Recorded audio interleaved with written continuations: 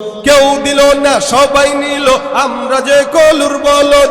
সারা বছর নেয় না খবর, নির্বাচনে খুব দরদ।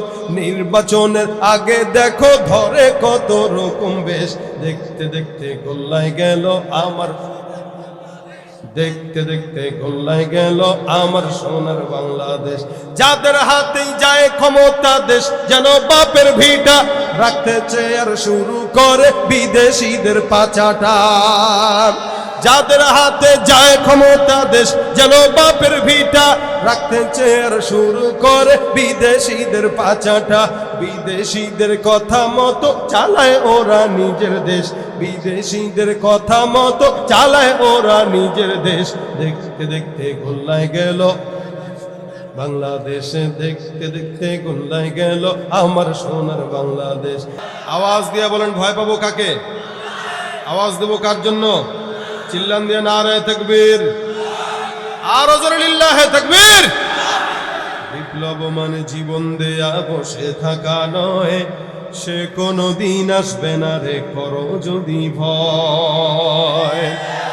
আসবে বিজয় রক্ত আর জীবনের বিনিময়, আসবে বিজয় রক্ত আর জীবনের বিনিময়। বিপ্লব মানে জীবন দেয়া বসে থাকা নয়, সে কোনো দিন আসবে না রে করো যদি ভয়।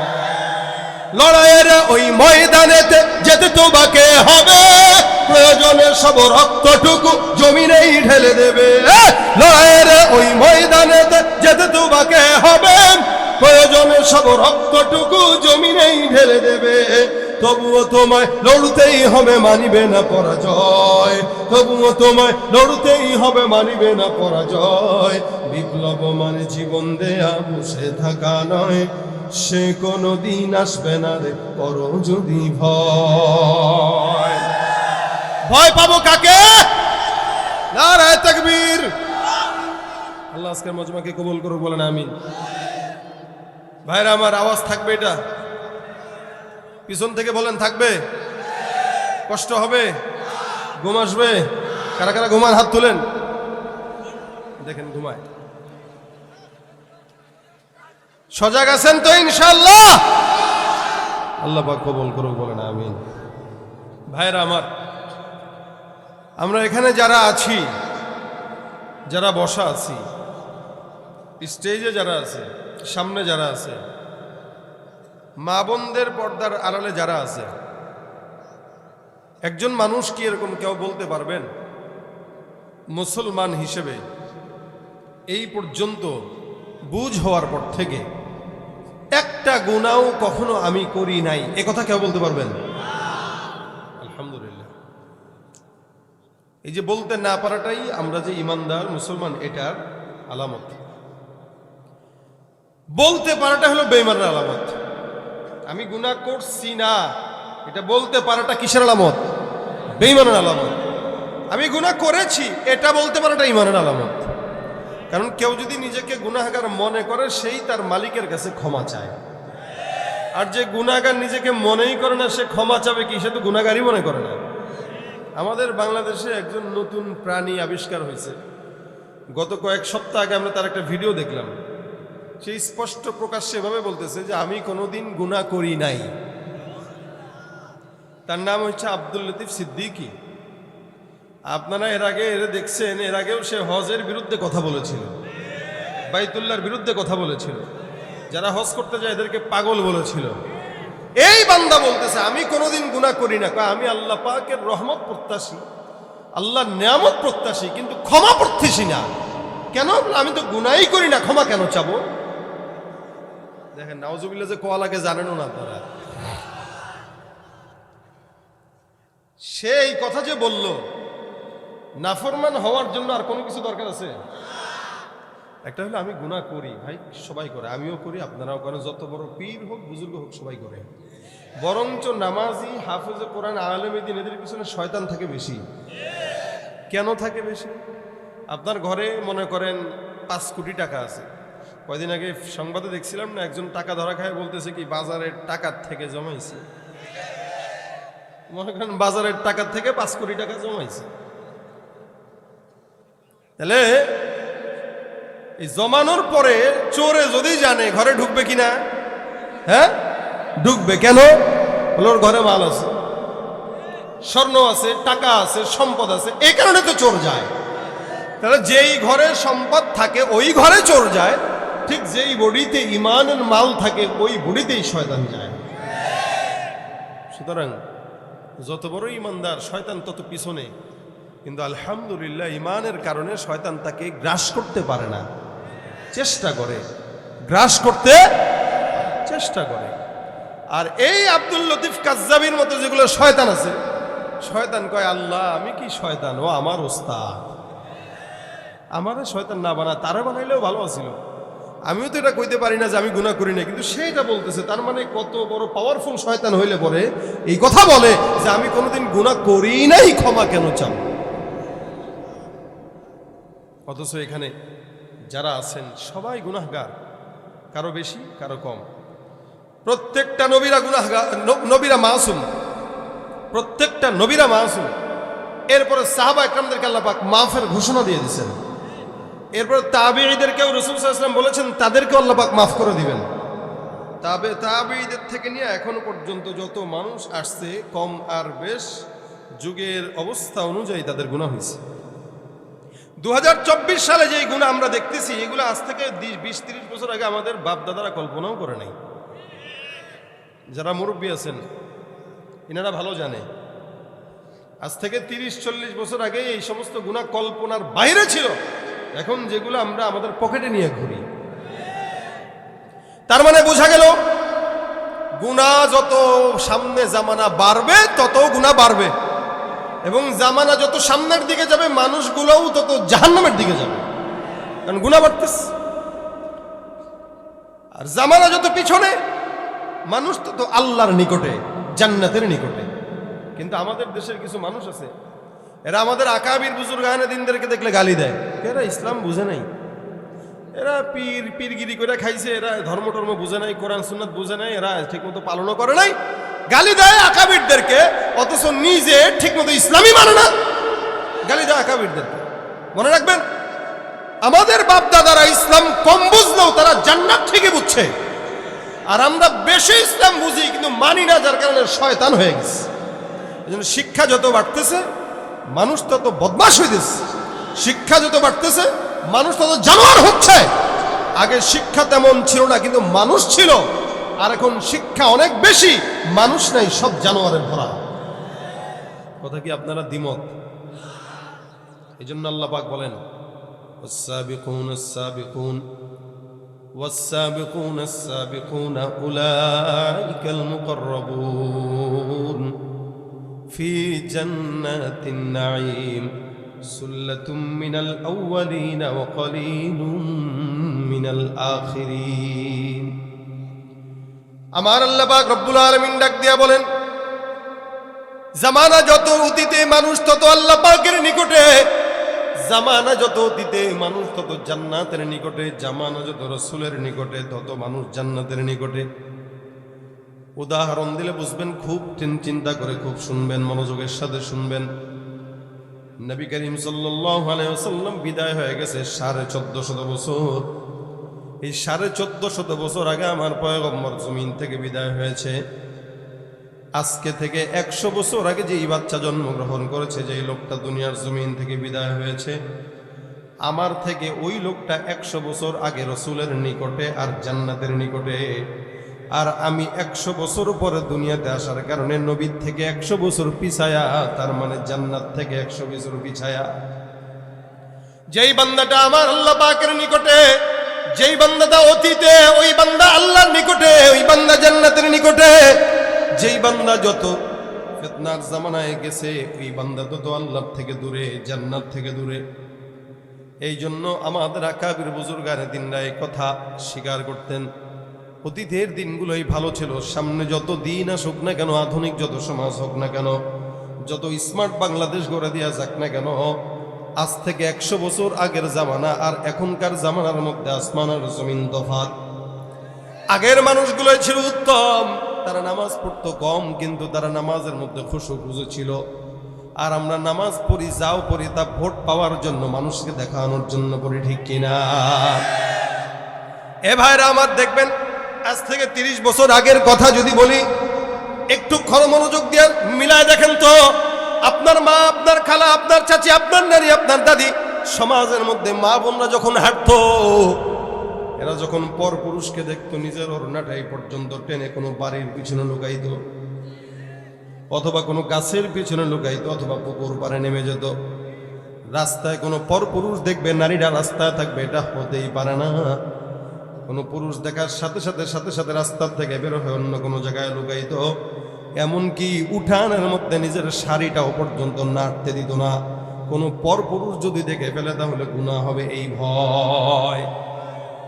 আর বর্তমান 2024 সালের হালত দেখেন, মা বোনরা আলহামদুলিল্লাহ যারা ভালো তারা তো ভালো, যারা পর্দা করে, যারা ঈমানের পথে চলে তারা তো ভালো আলহামদুলিল্লাহ। কিন্তু অধিকাংশ মা বোনদের অবস্থা এরকম, বুকে যদি ওড়নাও থাকে, কোনো পর পুরুষকেও যদি দেখে, ওড়নাটা বুকে জড়াবে তো দূরের কথা, খুইলা দেখায় তারপরে আবার জড়ায়।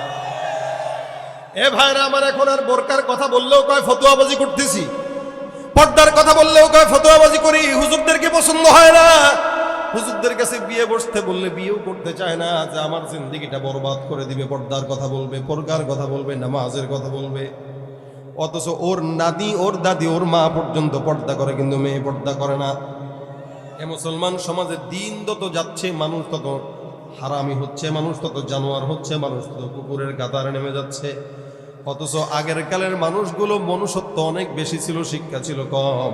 এই কারণে আমার আল্লাহ বলেন, বান্দা যত রতিতে আল্লাহর জান্নাতের নিকটে, বান্দা যত পিছনে তত আল্লাহর নৈকট্য থেকে দূরে। আমি আমার কথা যদি বলি, আপনারা গ্রামগঞ্জের কথা মিলায় দেখেন তো, আগে দেখতাম সকালবেলা ফজরের নামাজের পর আমাদের বাবারা, আমাদের দাদারা কোরআন তেলাওয়াত করতো কিনা? সকালবেলা সূরা ইয়াসিন তেলাওয়াত না করে ঘরের কাজে যেত না। আমাদের দাদারা, আমাদের বাবারা সকালবেলা কোরআন তেলাওয়াত না করে উঠানের কোনো কাজে যেত না, চাকরিও করতে যেত না। মাগরিবের নামাজের পরে সূরা ওয়াকিয়া তেলাওয়াত করতো, আবার এশারের নামাজের পরে সূরা মুলক তেলাওয়াত করতো।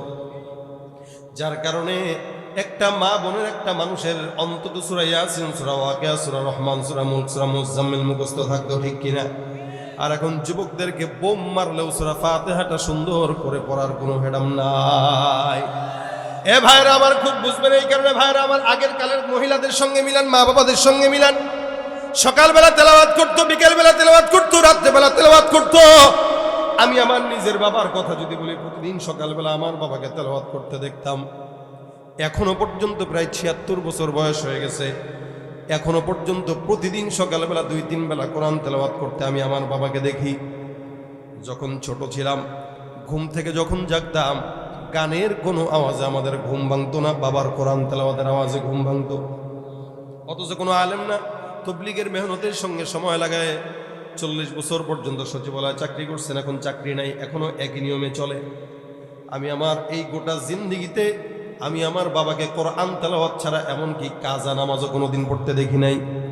তার মানে জামাতের সঙ্গে 5 ওয়াক্ত নামাজ আমার বাবাকে আমি এত বছর পর্যন্ত লাগাতার দেখি। মাঝে মাঝে আমি আমার বন্ধুদেরকে বলি, আমরা কিসের ঘোড়ার টিমের আলেম হয়েছে, আমার বাবার আমলের কাছে পায়ের নোকের সমানও না। কারণ কি, আমার বাবা আমার রসুলের আমার থেকেও অন্তত 40 বছরের নিকটে, আমি আমার রসুল থেকে 40 বছরের দূরে। যার কারণে আমার বাবা যেই ফিতনা কল্পনাও করে নাই, সেই ফিতনা আমি আমার নিজের চোখে দেখি, পকেটে নিয়ে ঘুরি। এটা হলো ফিতনার একটা আলাদা কুফল। এ মুসলমান, আমরা আমাদের ছোট্টবেলায় মায়ের জিকিরের আওয়াজে আমাদের ঘুম ভাঙতো। সকালবেলা যখন ঘুম থেকে উঠতাম, দেখতাম মা জিকির করতেছে, সুবহানাল্লাহ, আলহামদুলিল্লাহ, লা ইলাহা ইল্লাল্লাহ। শুনেন নাই? মা বাবারা সকালবেলা জিকির আদায় করতো, কোরআন তেলাওয়াত করতো, যার কারণে বাচ্চাদের ঘুম ভাঙতো মা বাবার কোরআন তেলাওয়াতের আওয়াজে। আর বর্তমান সময়ের বাচ্চাদের ঘুম ভাঙে মা বাবার মোবাইল আর ফেসবুক, ইউটিউবের আওয়াজে। ঠিক কিনা জোরে বলেন? ভাইরা আমার, মুসলমান দাবি করে নামাজ পড়ে না, মুসলমান দাবি করে সুন্নাত নাই, মুসলমান দাবি করে রোজা নাই, জিকির নাই, আজকার নাই, পর্দা নাই, পুশিদা নাই। মুসলমান যতই দাবি করুক না কেন, দাবির নাম মুসলমান নয়। মুসলমান আমার আল্লাহ পাক বলেন, ওমিনান নাসি মান ইয়াকুলু আমান্না বিল্লাহি ওয়া বিল ইয়াউমিল আখির ওয়া মা হুম বিমুমিনিন। মানুষের মধ্যে একদল থাকবে যারা নিজেরা নিজেদেরকে মুমিন বলবে। আবার আল্লাহ পাক ডাক দিয়া বলে, হে ইমানদার, মনে রাখবা, শুনে রাখবা, যারা নিজেদেরকে মুমিন বলে দাবি করে কিন্তু নামাজ পড়ে না, কোরআন তেলাওয়াত করে না, সারা বছর কোরআনটাকে তাকের মধ্যে উঠায় রাখে, ধরেও না, মুছেও না, পড়েও না, সারা বছর ইমানদার দাবি করে কিন্তু একটা কোরআন তেলাওয়াতের আয়াত পড়ে নাই, নামাজও পড়ে নাই, জুমার নামাজটাও পড়ে নাই। আমার আল্লাহ বলেন, এরা যতই মুসলমান দাবি করুক না কেন, ওয়ামা হুম বিমুমিনিন, এরা মুসলমান নয়, এরা মুনাফিক, এরা বেঈমান। এ ভাইরা আমার, এই কারণে আল্লাহ পাক রব্বুল আলামিন আমাদেরকে মুমিন বানাইছেন। আল্লাহ পাক আমাদেরকে ঈমানদার বলে সম্বোধন করেছেন। দায়িত্ববোধ আছে না নাই? কি দায়িত্ব? আল্লাহ পাক বলেন, মা খালাকতুল জিন্না ওয়াল ইনসা ইল্লা লিয়াবুদুন, আমি আল্লাহ পাক জিন্নাত আর ইনসানদেরকে একমাত্র আমার গোলামির জন্য প্রেরণ করলাম। বাজারে আপনি চাকরি করেন, কোনো কোম্পানিতে চাকরি করেন, মোটামুটি মাসের 30 দিনের মধ্যে যদি 20 দিন আপনি চাকরিতে থাকেন আর 10 দিন যদি কামাই দেন, 10 দিনের বেতন কাটা হবে কি হবে না?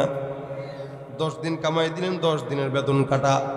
আল্লাহ পাক রব্বুল আলামিন আপনাকে আমাকে চাকরি দিলেন নামাজ আদায় করার, চাকরি দিলেন কোরআন তেলাওয়াত করার, হকের পথে থাকার। কিন্তু মুসলমান হিসেবে কয়দিন ঠিকমতো চাকরি পালন করছে একটু টেনশনটা মাথার মধ্যে ঢুকায়েন। আপনি নামাজ ঠিকমতো পড়েন না, রোজা ঠিকমতো রাখেন না, যাকাত ঠিকমতো দেন না, হজ করেন না, সুন্নত মানেন না, কিন্তু আল্লাহ পাক এই সমস্ত কাজগুলো আপনার ভিতরে দিয়ে দিছে। চাইলে আল্লাহ পাক আপনার ডিউটির দুর্বলতার কারণে রিজিক দেওয়ার পর রিজিক কমাইতে পারতেন কি পারতেন না? আমার আল্লাহ চাইলে বেতন কেটে দিতে পারতেন। মালিক যদি বলতেন, উম্মত, হে আমার বান্দারা, জমিনের মধ্যে তোমরা যারা নামাজ পড়ো না, ফজরের নামাজ যদি কেউ না পড়ে সকালবেলা নাস্তা করতে পারবে না, গলার মধ্যে একটা দরজা লেগে থাকবে। নামাজ পড়বে, তারপরে নাস্তা খেলতে পারবে, জোহরের নামাজ পড়লে খাবার খেতে পারবে, আসরের নামাজ পড়বে, চা নাস্তা করতে পারবে, এশারের নামাজ পড়ার সাথে সাথে ঘুমাইতে পারবে। এরকম নিজাম যদি মাওলা পাক চাইতেন দিতে পারতেন কিনা? কিন্তু তাকায় দেখেন, জমিনের মধ্যে যেই বান্দা যত বড় নাফরমান, ওই বান্দা ততই নিয়ামত পায়। তার মানে এটা মনে করেন না যে আল্লাহ পাক আপনি নাফরমানি করলেও দেয়, আল্লাহ আপনারা দয়া করে না, দয়া করে না। এটা আপনারা সুযোগ দিয়েছে দেখার জন্য আপনি কতটুকু উঠতে পারেন। বেশি যখন উড়ে ফেলেন তখন আল্লাহ পাক রব্বুল আলামিন মোটামুটি 40 মিনিটের আলটিমেটাম দিয়ে দাদার বাসায় পাঠায় দেয়। ভাইরা আমার, আল্লাহ পাক বলেন, মা কানা রাব্বুকা নাসিয়া, জমিনের মধ্যে আমি আল্লাহ পাক রব্বুল আলামিন ভুলি না। খবরদার মনে রাখবা, এই জমিনের মধ্যে আল্লাহ পাক রব্বুল আলামিন বান্দার আমলনামা আল্লাহর কাছে আছে না নাই? আল্লাহ পাক ছাড় দেয়, তবে ছেড়ে দেয় না। যারা সীমা লঙ্ঘন করে আমার আল্লাহ পাক রব্বুল আলামিন তাদের বিচার করে কি করে না? এই জন্য মুসলমান নবীর উম্মত খুব বুঝবেন, জমিনের মধ্যে যতদিন থাকবো হায়াতের মধ্যে অন্য কারো বেটাগিরি নয়, হায়াতের মধ্যে কারো গোলামি নয়, কারো দালালি নয়, একমাত্র গোলামি হবে কার? জোরে বলেন তো।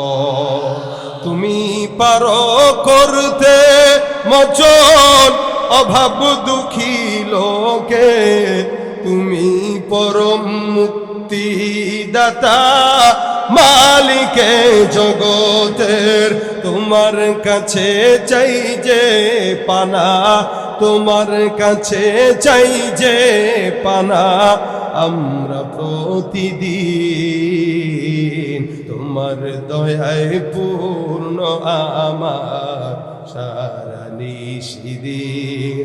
আল্লাহ তুমি দয়ার সাগর, আল্লাহ তুমি দয়ার রহমানুর রহিম, তোমার দয়ায় পূর্ণ আমার সারা নিশিদিন। কার দয়া?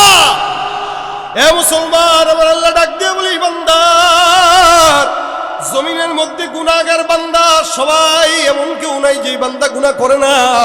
মাথায় রাখবা, আমি আল্লাহ তোমাদের জন্য সুন্দর করে আমার পয়গম্বরকে জানায় দিলাম, কুলিয়া ইবাদিয়াল্লাযীনা আসলামের উম্মতের চাইতে আমাদের এই জামানায় সবচেয়ে বেশি ফিতনা যাবে আগে, ফিতনাও বেশি যাবেও। সব উম্মতরা পিছে, আমরা আগে আগে, ইনশাআল্লাহ আমরা জান্নাতে যাব ইনশাআল্লাহ। কথা জোরে বলেন ইনশাআল্লাহ।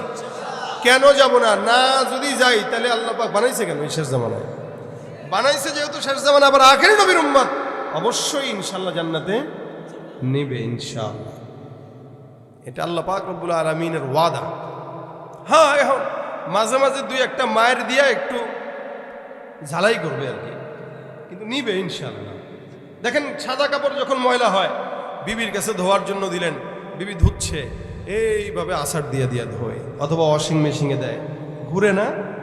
আর আপনি চিন্তা করলেন বিবি এত ডলাডলি করতেছে, 600-700 টাকা গজের কাপড়, এত ডললে হয়? বিবি সুন্দর করে এবার এমনি এমনি ধোয়, মহব্বত করে আদর দিয়া দিয়া, হ্যাঁ, পরের দিন পড়তে গেছে, ব্যাপার কি ধুইছো তুমি এটা? কেন? ময়লা এখানে। আপনি বুঝলাম না, আছাড় দিলেও মেনে নেন না, হালকা ধুইলেও মানেন না। ময়লা দূর করতে গেলে তো আছাড় দেওয়াই লাগে, কি বলেন, ঠিক না? আপনি ময়লা দূর করবো, আছাড়ও দিতে দিবেন না, ডলতেও দিবেন না, আদর করলে কি জামা ময়লা পরিষ্কার হয়? ঠিক তেমনই ভাবে ইমানদারের গায়ে কিছু গুনাহের ময়লা থাকে, আল্লাহ পাক জাহান্নামে দিয়া ওইটারে কয়েকদিন আছাড় টাছাড় দিয়া জান্নাতের যোগ্য করে দেবে ইনশাআল্লাহ। অতটুকু আছাড় খাওয়ার যদি যোগ্যতা থাকে, শক্তি সামর্থ্য থাকে, তাহলে গায়ের ভিতরে ময়লা লাগায়েন, নয়তো লাগায়েন না। এই হাসান বসরির কাছে এক লোক এসে কয়, হুজুর গুনাহ করতে মন চায়, তা কি করো? তা করো, একটু অনুমতি দেন। অনুমতির কিছু নাই, 3 জায়গায় যায় গুনাহ করতে পারলে করো। কয় জায়গায়? 3 জায়গায়। 1 নম্বর, এমন জায়গায়, বেচারা তো যে শুনছে 3 জায়গায় যায় গুনাহ করা যাবে, তো লাফায় উঠছে, তাহলে ভালো তো, কিন্তু গুনাহ করার জায়গায় 3টা জায়গা পাইছে। হুজুর তাড়াতাড়ি বলেন কোন জায়গায় করবো, তাড়াতাড়ি বলেন। হুজুর কয়, যাও এমন এক জায়গায়, প্রথম জায়গা হলো এমন জায়গায় যায় গুনাহ করো যেখানে তোমার আল্লাহ দেখে না। কে দেখে না? সুবহানাল্লাহ কয় না এরা? আসেনি কোনো জায়গা? ফাআইনামা তুওয়াল্লু ফাসাম্মা ওয়াজহুল্লাহ। বান্দা যেখানে যাবে আমার আল্লাহ পাক রব্বুল আলামিন সেখানে। জমিনের মধ্যে এমন কোন জায়গা নাই যেখানে আল্লাহ নাই। আল্লাহু লা ইলাহা ইল্লা হুয়াল হাইয়ুল কাইয়্যুম লা তাখুযুহু সিনাতুন ওয়ালা নাওম। এলাকার চেয়ারম্যান ঘুমায়, মেম্বার ঘুমায়, এমপি ঘুমায়, রাষ্ট্রপ্রধান না থাকলেও এলাকা চলে, কিন্তু মনে রাখবেন আল্লাহ পাক রব্বুল আলামিন এমন কুদরতের মালিক যিনি ঘুমাইলে কোনোদিন দুনিয়া চলতে পারে না।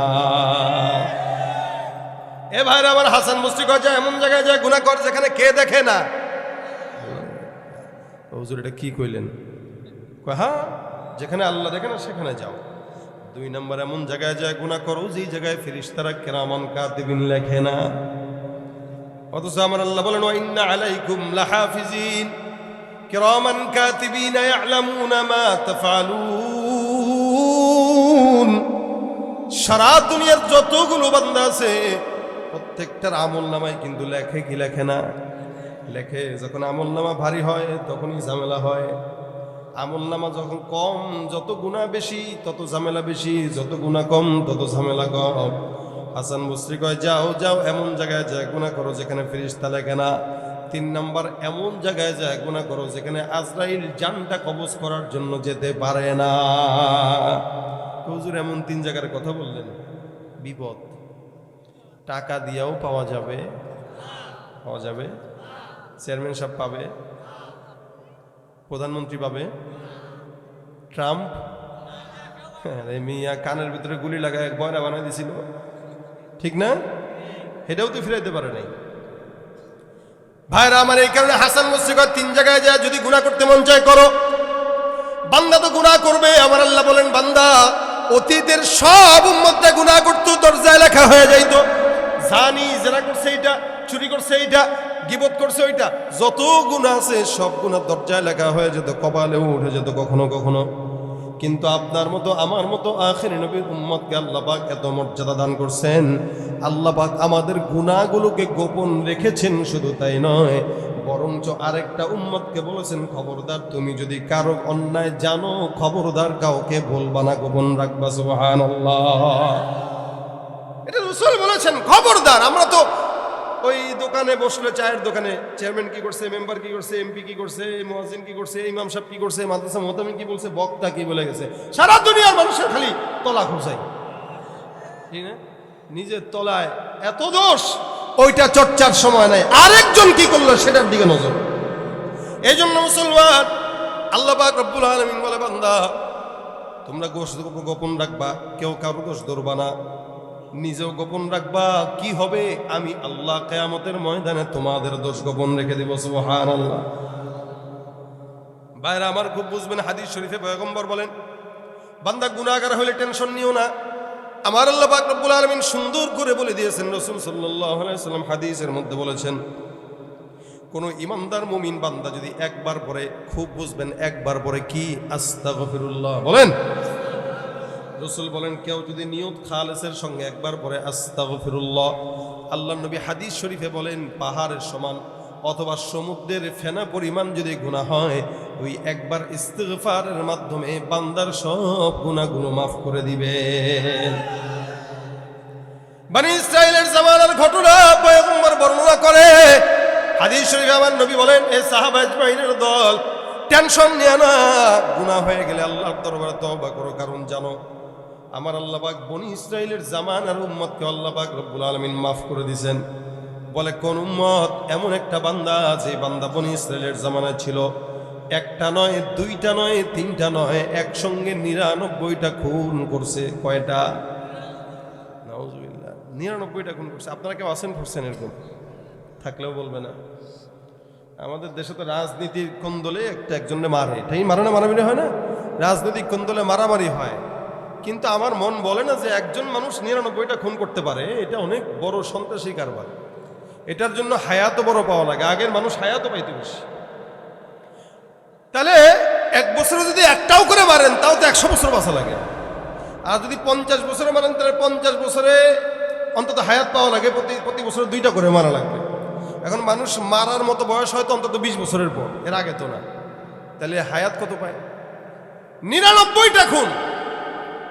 একজন আবেদের কাছে গেছে, যা ডাক দিয়া বলে, এ ভাই আমার 99টা খুন হয়ে গেছে, আল্লাহর কাছে মাফ পাওয়ার জন্য বারবার একটু চাচ্ছে মনটা, আল্লাহ কি মাফ করবে কিনা একটু বলেন তো। যে আবেদের কাছে গেছে, আবেদ ডাক দেখো, কয়টা খুন করছেন? কয় 99টা। কত বড় ফাজিল! 99টা খুন করার পর আবার ক্ষমা পাওয়ার জন্য আসছে। মিয়া আল্লাহ বসে রয়েছে, কাম দাম নাই তোমারে ক্ষমা করার জন্য। এখান থেকে কোনো ক্ষমা নাই।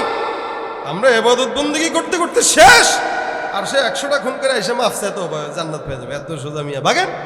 মানে বুঝেন না? টিটকারি। কিছু মানুষ আছে নিজে একটু আমল করলে অন্য সবগুলো জাহান্নামী মনে করে, আসেনি? নামাজ পড়ছে একবেলা কোনো মতে, শুক্রে 7 দিন। এখন কেউ যদি নামাজ না পড়ে, রে জাহান্নামী, তোর মৃত্যুর ভয় নাই? কিরে পাবিনি জান্নাত? মনে তো হয় না, চেহারায় তো কয় না। হ্যাঁ, জান্নাত জাহান্নামের সার্টিফিকেট দিয়ে দিচ্ছে। অথচ আল্লাহ বলেন, ইয়া আইয়ুহাল্লাযীনা আমানু লা ইয়াসখার কওমুম মিন কওমিন আসা আন ইয়াকুনু খায়রাম মিনহুম ওয়ালা নিসাউম মিন নিসাইন আসা আন ইয়াকুননা খায়রাম মিনহুম। খবরদার, কোন পুরুষ যেন কোন পুরুষকে ছোট চোখে না দেখে, কোন মহিলা যেন কোন মহিলাকে ছোট চোখে না দেখে। হতে পারে যাকে ছোট চোখে দেখা হয়, আল্লাহর কাছে ওই বান্দাটার দাম বেশি। কাউরে আন্দাজে জান্নাতীও বানায় না, জাহান্নামীও বানায় না, নিজের আমলের চিন্তা নিজে করেন। এই বান্দা ডাক দেয়া কয়, না না, ক্ষমা পাওয়া যাবে না। কেন? বলে তোর মতো গুনাহগারকে মাওলা ক্ষমা করবে না। এমন তো সন্ত্রাসী মেজাজ হয়ে গেছে গরম।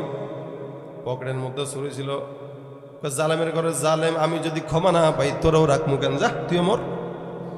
ছুরি দিয়ে পেটের মধ্যে ঢুকা দিয়া ভুড়িখানা করে দিছে, শেষ। আগে ছিল 99টা, এখন হয়েছে কয়টা? সেঞ্চুরি হয়ে গেছে, সেঞ্চুরি করে ফেলছে। এখন মনের মধ্যে আফসোস আছে, আল্লাহ গুনাহ তো ছিল 99টা খুন, এখন একটা বাড়ছে, তার মানে আল্লাহ বিপদ তো আরেকটা বাড়ছে। হায় হায়, কি করলাম এটা? ছুরিটা ফালাই দিছে, ধর এটা থাকলেই খালি অসহসা লাগে, খালি মারতে মন চায়, ফালাই দিছে।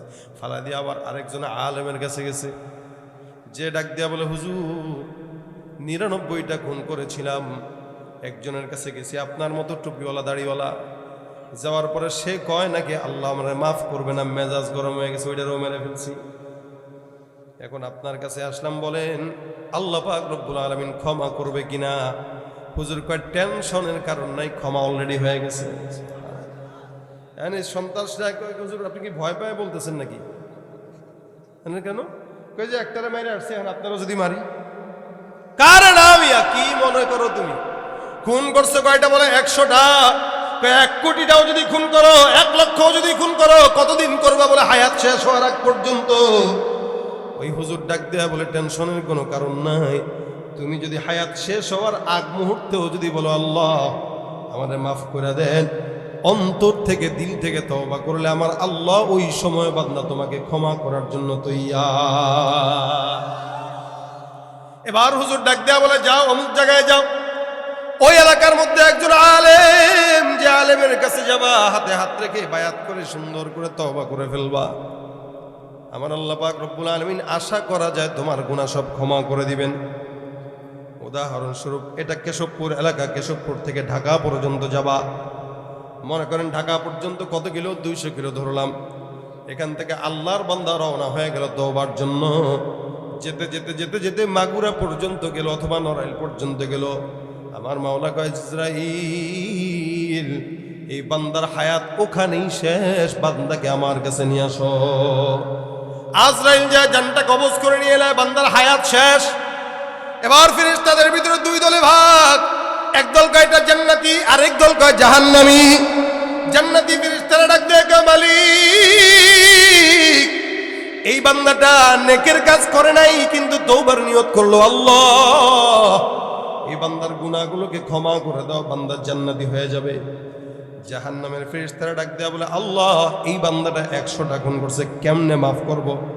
জান্নাতে যাওয়ার জন্য অন্তত 100 বছর হলে তো জাহান্নামে ঢুকানো দরকার। যেই দলের সেই দলেই তো টানে। জাহান্নামের আসামি জাহান্নামের টানে, জান্নাতের ফেরেশতা জান্নাতের দিকে টানে। এবার টানাটানি শুরু। আল্লাহ কয়, কি সমস্যা? 2 দলের মধ্যে ঝগড়া, সুতরাং ক্ষমতায় 1 দলও থাকা দরকার নাই, তত্ত্বাবধায়ক দরকার। কথা কয় না? একটা কাম কর, এই সরকারও দরকার নাই, ওই সরকারও দরকার নাই, তোরা একজ জান্নাতে যাক, একজ জাহান্নামে যাক, একটা কাম কর। বলে, কি কাম? বান্দা কেশবপুর থেকে তওবার দরজা পর্যন্ত রওনা হয়ে গেছে, ঢাকা পর্যন্ত গেছে। কতটুকু? বলে মাগুরা পর্যন্ত। 50 কিলো গেছে, 60 কিলো গেছে, 70 কিলো গেছে, বাকি 100-র উপরে কিলো বাকি। আমার আল্লাহ কয়, ফেরেশতার দল, এই বান্দার জান্নাত থেকে, বাসার থেকে তওবার রাস্তা পর্যন্ত মাপা শুরু করে দাও। যদি তওবার রাস্তা পর্যন্ত হায়াত দীর্ঘ হয়, রাস্তা বড় হয়, বান্দা জান্নাতি।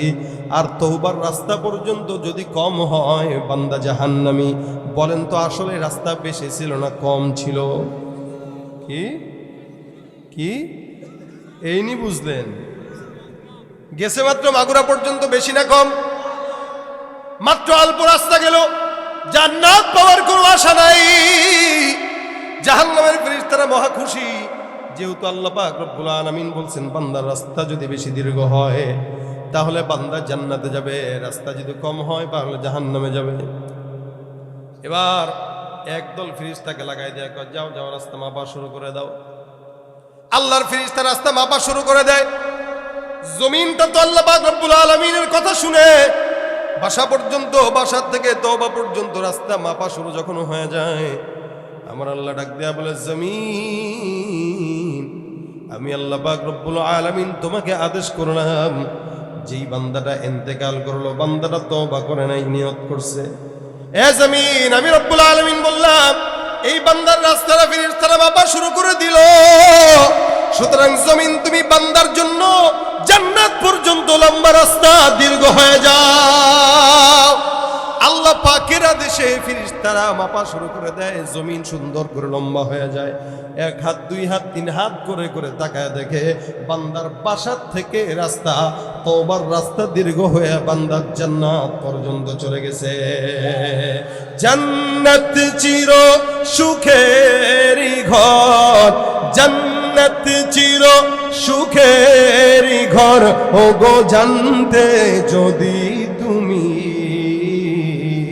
মায়া ঘেরা রঙিন পৃথিবী নয় তো সুখের খনি। আল্লাহু আকবার।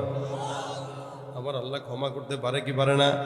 আমার রাসূল বলেন, এই বান্দা ফেরেশতায় যায়, সাহাবায়ে کرام, যেই বান্দাটা 100টা খুন করলো, ওই বান্দাকে আমার আল্লাহ পাক রব্বুল আলামিন ওই রাস্তাটা বড় বানায় সুন্দর করে জান্নাতে ঢুকায় দিল।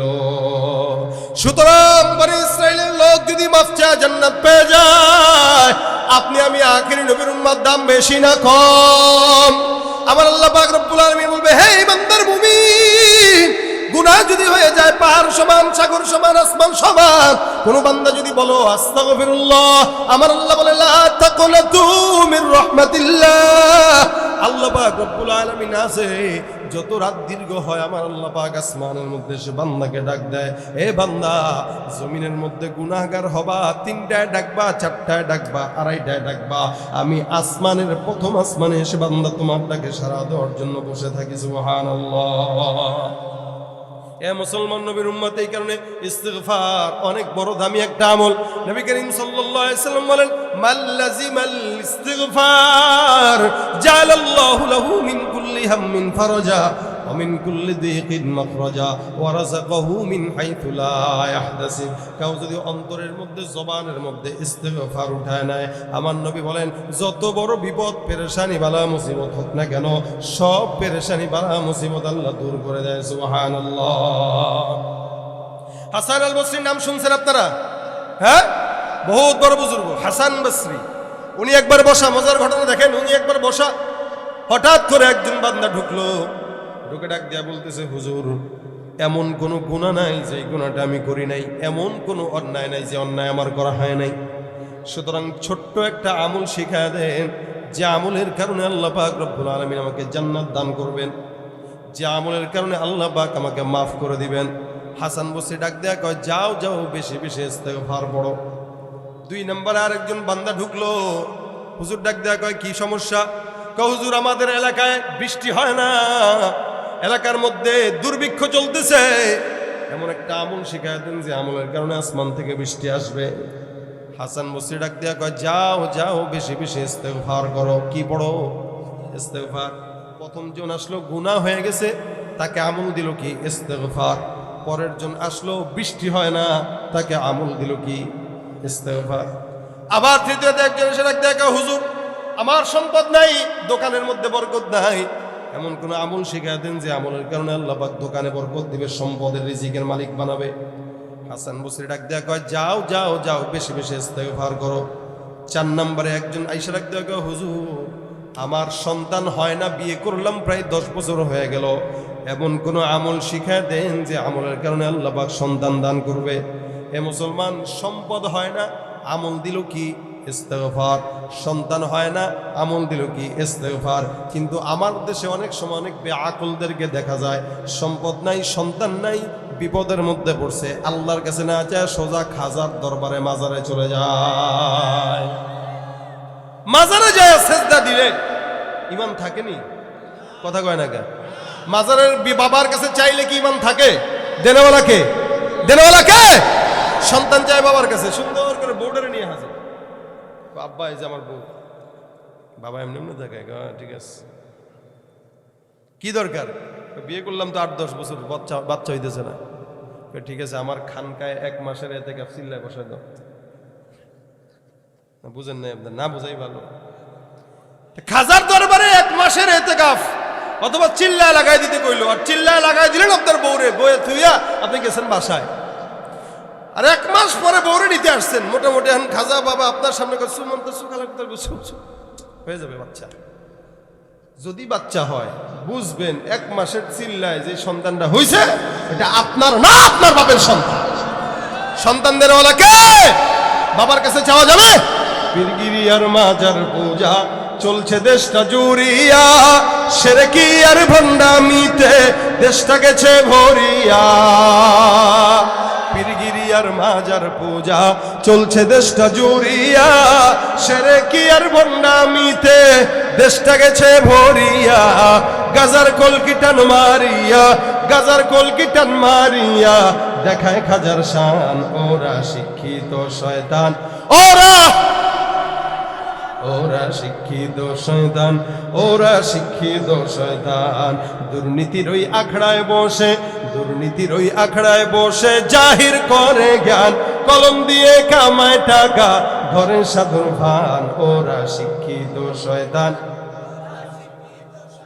গায় না জোরে, ওরা শিক্ষিত শয়তান। যেখানে যাই ভেজালেতে ঘুমায় সব, থাক বাদ, গজল বাদ। জোরে, ওরা শিক্ষিত শয়তান। দেন তো পিছনের গুলোর উপর ঠাডা পড়ছে নি, মুখে কি পড়ছে, ঠাডা পড়ছে, কয় না কে আওয়াজ দিয়া, ওরা শিক্ষিত শয়তান। যেখানে যাই ভেজালেতে ভরে গেছে দেশটায়, ব্যবসায়ীরা উরা তারাতি কালো টাকায় হাত রাঙায়। গ্রামের মুরগির ডিম পাওয়া যায় না, দেশি মুরগির ডিম আসেনি গ্রামে, নাই, নিয়ে যায় কিন্তু ঢাকায় নিয়ে সেটা বিক্রি করে 90 টাকা হালি। কয় টাকা হালি? 90 টাকা হালি।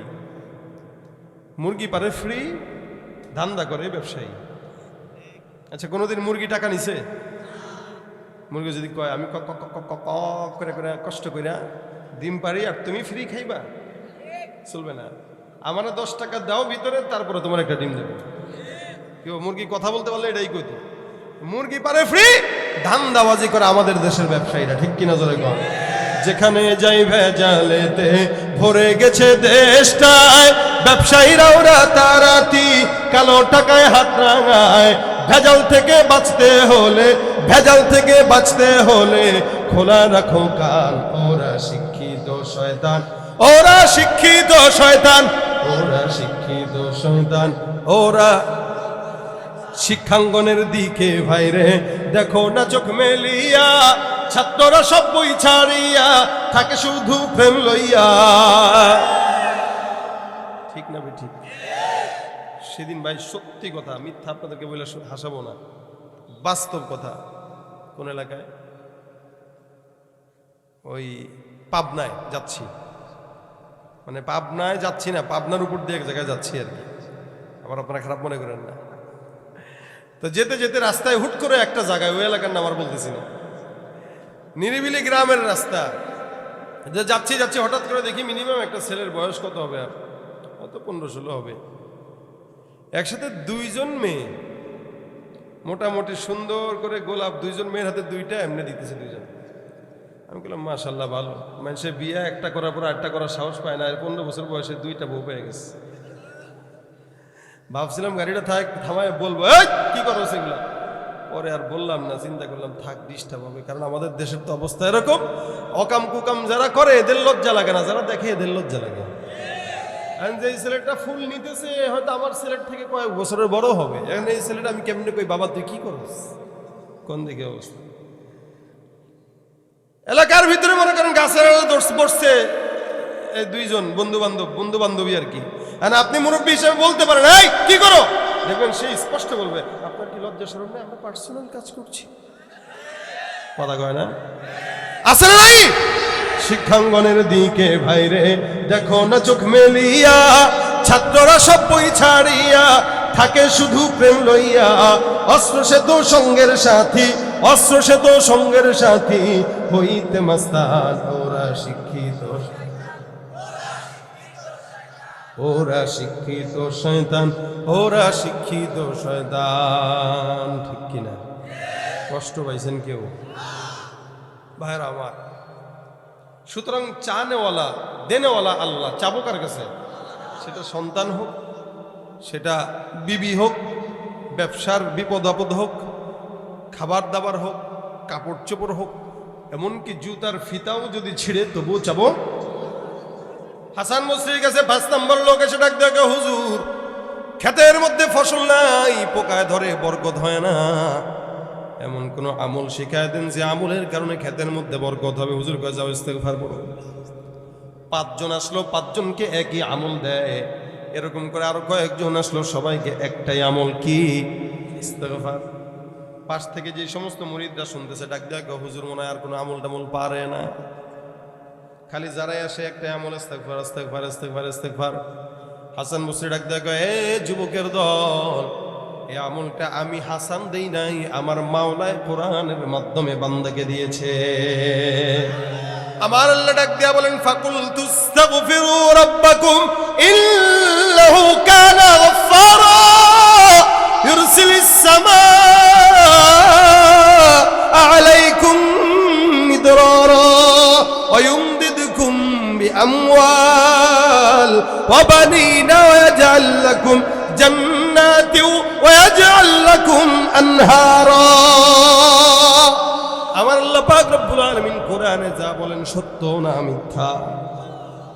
হাসান বসরি কয় আল্লাহ পাক কোরআনে সুন্দর করে বর্ণনা করেন, হে বান্দা, কোন ইমানদার বান্দা যদি ইস্তেগফার পড়ো, আমি আল্লাহ ঘোষণা করলাম বান্দা ইস্তেগফারের কারণে তোমার সব গুনাহ মাফ করে দিব। সুবহানাল্লাহ। 2 নম্বরে কেউ যদি ইস্তেগফার করে, ইউরসিলিস সামা আলাইকুম মিদরারা, আসমান থেকে বৃষ্টি আসবে না, বৃষ্টির ব্যবস্থা করব।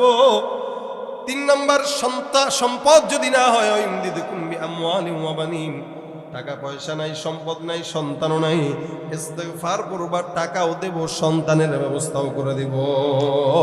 অর্থাৎ ইস্তেগফার এমন একটা আমল, বিপদে পড়লেন, মুসিবতে পড়লেন, টেনশনে আছেন, ঝামেলায় পড়ছেন, টাকা নাই, সম্পদ নাই, বিবি কথা শুনে না, সন্তান কথা শুনে না, এমন কোন ঝামেলা দুনিয়াতে নাই যেই ঝামেলার মাধ্যমে ইস্তেগফারের মাধ্যমে যেই ঝামেলা দূর হয় না।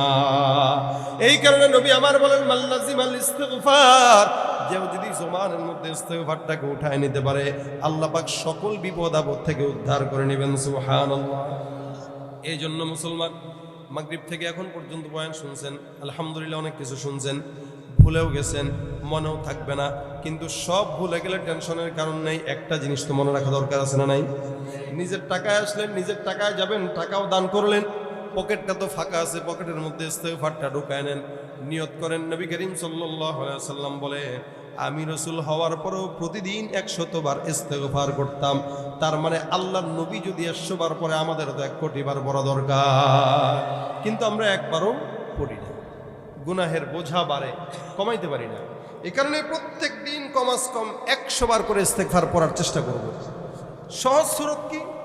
5 ওয়াক্ত নামাজ পড়ার অভ্যাস কি আছে আপনাদের? আমাদের দেশে অধিকাংশ মানুষের 5 ওয়াক্ত নামাজ পড়ার অভ্যাস নাই, অধিকাংশ মানুষের নাই। ফজর পড়ে না, জোহর পড়ে, আসর পড়ে, মাগরিব পড়ে, এশাও পড়ে না, অনেকে তো জুমাও পড়ে না। এই জন্য 5 ওয়াক্ত নামাজের পরে 20 বার করে যদি পড়েন, ইনশাআল্লাহ 100 বার হয়ে যাবে। 100 বার করে ইস্তেগফার প্রতিনিয়ত কেউ যদি করে, তার না থাকবে বিপদ, না থাকবে মুসিবত, না থাকবে রিজিকের অভাব, না থাকবে সন্তানের অভাব, না থাকবে ঘরে অশান্তি, সব কিছু আল্লাহ পাক দূর করে দেবেন। এই বিশ্বাস হয়? নিয়ত করেন আজকে থেকে, এখন থেকে, মাঝকে বাসায় যায় 100 বার পড়বো, আজকে থেকে কারা কারা 100 বার ইস্তেগফার করবো? হাতটা তুলে দেখায় দেন। নারায়ে তাকবীর।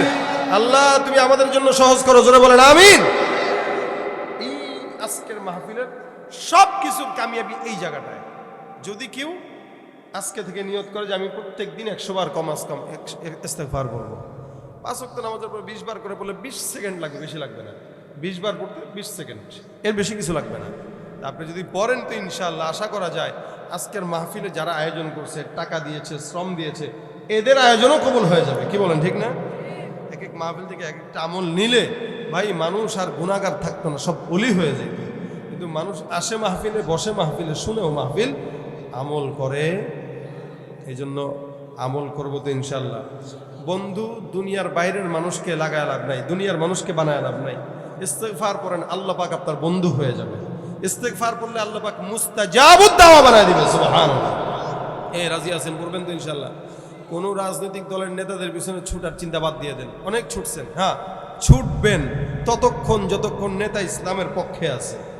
ইসলামের বিপক্ষে যাবে এরকম নেতারে আমরা ধরিও না, যাইও না, গনিও না। কথা বলেন ঠিক কিনা? আর আমরা এদেশে কারো পিছনে আমাদের সময়, আমাদের কণ্ঠ ব্যয় করব না। অনেক করে দেখছি, কোনো ফায়দা হয় নাই, সুতরাং দরকারও নাই। যারাই ক্ষমতায় পায় তারাই হনুমান হয়। কথা বলেন ঠিক কিনা? সুতরাং দুনিয়ার চিন্তা বাদ দিয়ে আখিরাতের চিন্তা করার সময়। ফিতনার জামানা, ফাসাদের জামানা, যত ঝামেলা থেকে বাঁচা যায়, যত আল্লাহর দিকে আগানো যায়, এই কারণে সব কিছু বাদ দিয়া আল্লাহর জবানে, আল্লাহর দেয়া কণ্ঠে আল্লাহর নাম জবানে উঠায় নেবেন। যখন সময় হয়, চায়ের দোকানে আছেন, বাজারে যাচ্ছেন, গাড়িতে বসা আছেন, নিজের ফ্যাক্টরিতে বসে আছেন, ব্যবসা বাণিজ্যে বসে আছেন, বাস সময় আছে, হাতের তো কাজ নাই, পায়ের তো কাজ নাই, জবানের কাজ উঠায় নেবেন। আস্তাগফিরুল্লাহ, আস্তাগফিরুল্লাহ, আস্তাগফিরুল্লাহ, আস্তাগফিরুল্লাহ। রাজি আছি? আল্লাহ পাক তৌফিক দান করুন, বলেন আমিন। আজকের প্রোগ্রাম থেকে 10 জন হোক, এই 10 জনের কামিয়াবি, এই কামিয়াবি। 20 জন হোক, 20 জনের মা বোনরা রান্না করবে তো ইস্তেগফার করবে, মা বোনরা ঝাড়ু দিবে তো ইস্তেগফার করবে, মা বোনরা কাপড় ধুবে তো ইস্তেগফার করবে, মা বোনরাও করবে, জামাইরাও করবে, বাচ্চারাও পড়বে, সবাই পড়বো ইনশাআল্লাহ। আল্লাহ পাক তৌফিক দান করে বলেন আমিন। যা কথা বললাম শুনলাম, ভুল ত্রুটি হলে আল্লাহ পাক ক্ষমা করে দেখ। আপনাদের এই মাহফিলটা মোটামুটি 2-3 বার মনে হয় ডেট পাল্টানো হয়েছে, বৃষ্টির কারণে হবে কি হবে না, হবে কি হবে না, এরকম একটা পজিশন ছিল। আলহামদুলিল্লাহ আল্লাহ পাক ব্যবস্থা করে দিছে।